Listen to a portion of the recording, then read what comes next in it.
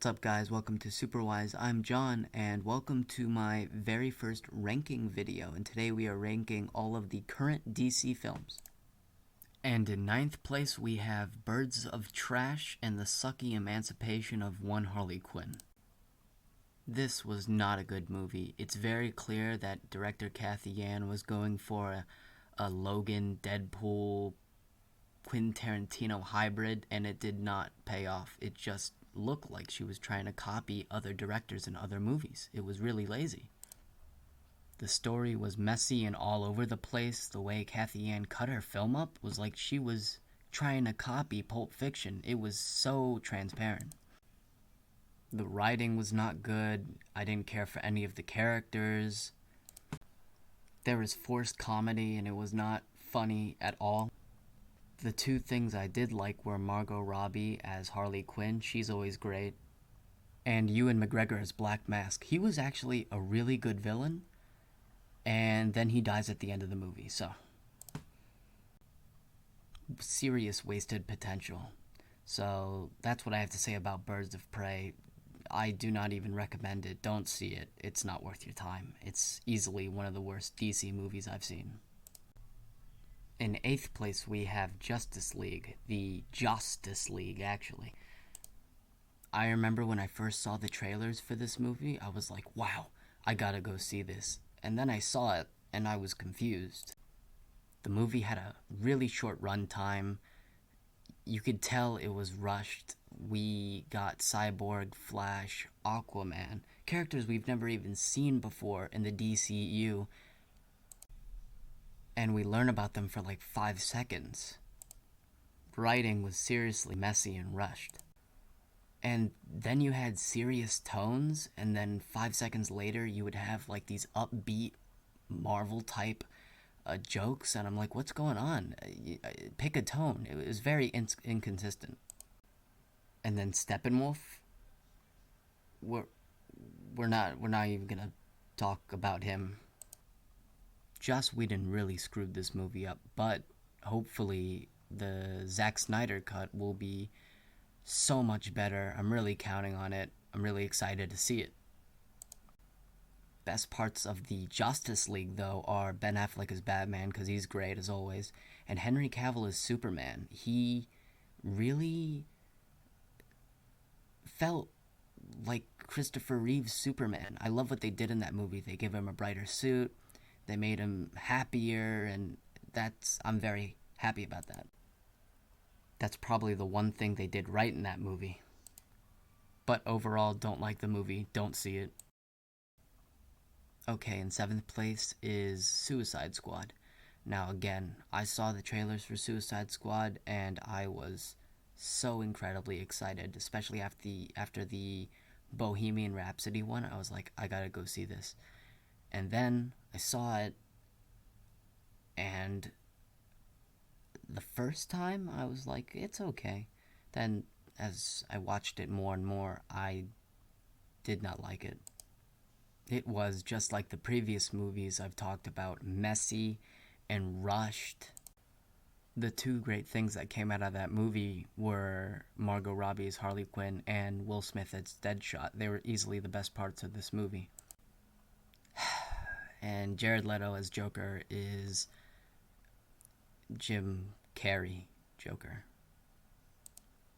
But Jared Leto's Joker has so many scenes in the David Ayer cut of Suicide Squad, so hopefully after Zack Snyder's Justice League is a potential hit, let's get the Ayer cut and let's see what Suicide Squad was really like. But other than that, I would say great soundtrack. Some of the jokes are funny. Oh, and I forgot to say, the other best part of this movie was Ben Affleck's cameo as Batman. That I was so excited to see him in the theater. But unlike the other two I talked about, this one is like dumb fun. It makes no sense, so you can just leave your brain at the door. In sixth place is Wonder Woman. I liked Wonder Woman. It was a good war movie, not as good as Captain America the First Avenger, but it was enjoyable. Oh, and if you want to know, Wonder Woman and Forward are the movies that I recommend and I actually really like. Birds of Prey, Justice League, and Suicide Squad are the ones I consider bad, but now we're in the good territory. Back to Wonder Woman. Steve Trevor, Chris Pine was a great addition to the movie. I liked seeing him on screen. I actually cared for his character. He was charismatic, funny. He was everything. The villains were meh. I didn't really care for them. They were just sort of your generic bad guy. I didn't really like Ares, and that third act, all CGI fight. Gosh, I hated that. But Steve Trevor's sacrifice at the end of the movie was very powerful. I did like it, and I can't wait for him to return in 1984. Wonder Woman has a lot of heart, a lot of comedy, a lot of good comedy, a lot of good action as well, and I do recommend it.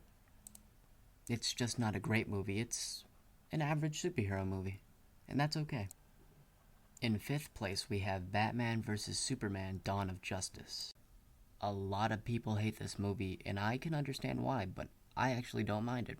I think it's pretty okay. The Ultimate Edition is way better than the theatrical, but even the theatrical is bearable, even though it's messy and rushed with the whole Justice League setup and the story in general. Favorite part of this movie is easily Ben Affleck as Batman. I actually think he is the best Batman, the best live-action movie Batman we've gotten ever. I could feel Ben Affleck's pain as Bruce Wayne and Batman. I can understand what he was going through. His character is written extremely well, extremely well. His character was intriguing, interesting, and he was like no other Batman we've ever seen before. In this movie, a lot of people complain, oh, Batman kills. Yeah, we have to understand. This is a different version of Batman. An older Batman who's been around in Gotham for 20 years. He's seen it all, he's done it all, and he's lost hope and faith in humanity. It's incredibly interesting. His Batman is so unique and completely different than the others. That's why I think he's the best. He's not, your standard Batman. He's something different. He's something more. His character is much deeper than that. Wonder Woman's introduction in this movie was great with the Hans Zimmer score. Amazing. Jesse Eisenberg as Lex Luthor was weird casting. I like Jesse Eisenberg as an actor, from Zombieland to The Social Network. He's great, but he would have been like a better Riddler than a Lex Luthor. He was seriously miscast. This is Superman's second appearance, and he dies in the second movie. The death of Superman storyline was completely rushed and out of nowhere. Did not like Doomsday. It's just very messy and rushed. But it's much more psychologically different and deeper than your average cookie-cutter Marvel superhero movie. So I do recommend it, even though it has its issues. And in fourth place, we have Aquaman. Aquaman was a genuine surprise. I mean, this movie made $1 billion at the box office. A character like Aquaman? It was insanity. But it made $1 billion for good reason. I mean, the characters were written well, the action was great, the CGI effects, the special effects were phenomenal. They were phenomenal. I mean, that is such a beautiful looking movie. I mean, they made me care about Aquaman after the travesty of Justice League 2017. And even with the Justice League, I sort of liked Aquaman. I mean, he was funny, but that's pretty much it. But in this movie, his solo movie, they give him more to do, and I actually care about him now, so that's great. Can't wait for the sequel. I was actually really surprised with the villains, Ocean Master and Black Manta. You could both see where they're coming from. You can understand what they're trying to achieve, and that's what makes good villains, great villains. I really liked Ocean Master, and I really liked Black Manta. The score for Ocean Master is great. I love hearing it. It's one of the best villain superhero scores I've ever heard. It's just so good. This movie was so different than what Zack Snyder, and I love what Zack Snyder was doing with the DCU, but this was such a nice, different change of pace that I welcomed it. I liked the comedy and pretty much everything about it. I mean, what James Wan did, He made Aquaman from a loser with a lame superpower to this complete badass. James Wan really needs to, get more credit for what he was able to accomplish with the character of Aquaman and the Solo movie. I mean, James Wan did a great job with this movie. I'd give it a watch. It's a lot of fun. In third place, we have Shazam. I love the character of Shazam. He's personally one of my favorite superheroes. I mean, just the thought of, a kid who can turn into this superhero by saying one word, it's such a cool concept. And so when they announced they were making a movie back in 2016, I think, I was so excited. I was so ready because I read all the comics. I saw all the cartoons, Batman Brave and the Bold cartoon, and then I'll never forget it. The Shazam trailer dropped online, the very first one, along with Aquaman. But I saw Shazam first, and I absolutely loved what I saw, and I literally could not wait to see it in theaters. It looked great. And then I saw the movie, and it did not disappoint me at all. It was funny, it was clever, it had a lot of heart and emotion, good action, good villain, well written characters, and just the writing in general was good. I cannot recommend this movie enough. It's one of my favorite superhero movies of all time. It's such a fun time. And I cannot wait for the sequel. I cannot wait for Black Adam. I can't wait to see more of the Shazam universe. In second place, we have Man of Steel. Man of Steel is incredibly underrated. People do not show it enough love. I absolutely adore Man of Steel. It's one of my favorite superhero movies of all time, just like Shazam. Man of Steel is better than more than half of the cookie cutter Marvel films we get. Man of Steel is so deep and profound. It's amazing. I mean, I get why people don't like it because it's not your traditional truth, justice, and the American way Superman, upbeat Superman. And I understand that 100% because in Justice League, I love seeing it. It was different than Man of Steel. But if you look at Man of Steel on its own, Zack Snyder gave Superman so much depth and intrigue that I love the way Superman's written in this movie.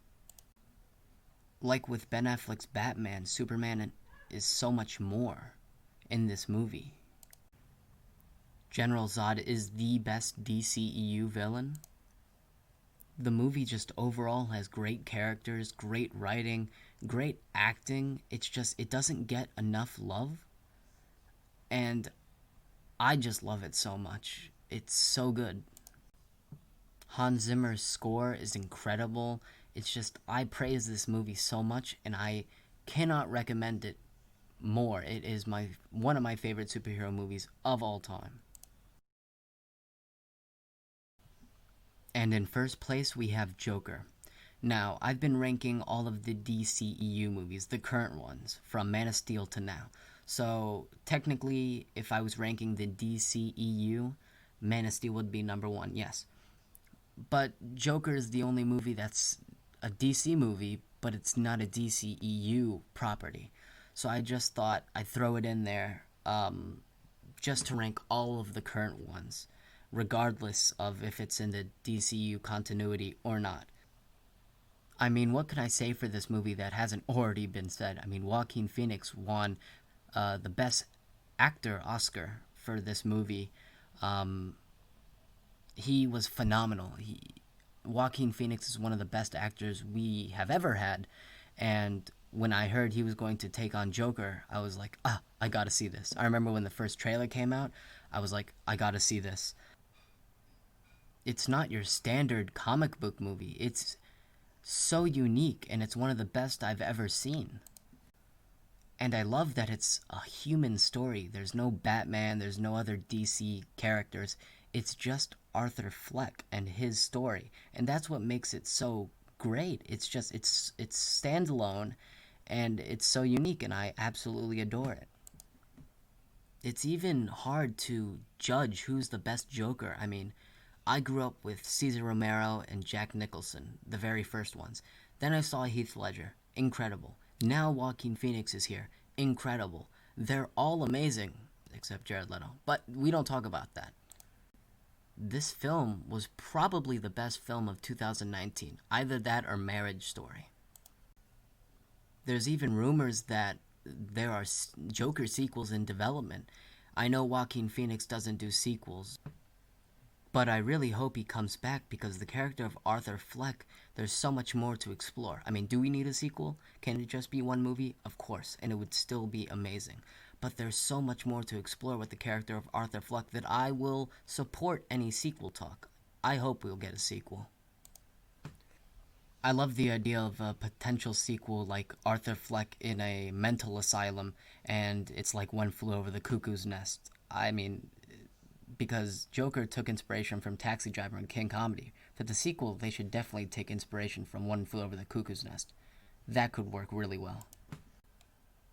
But that is my ranking. If you guys could like, share, comment, subscribe, all that good stuff, it would really help me out. I made this long ranking for future subscribers, so if you guys can subscribe and help me, that would be great. And if you want to check out my other 2 recent videos, they're right here. See you later, guys, and I'll see you in the next one.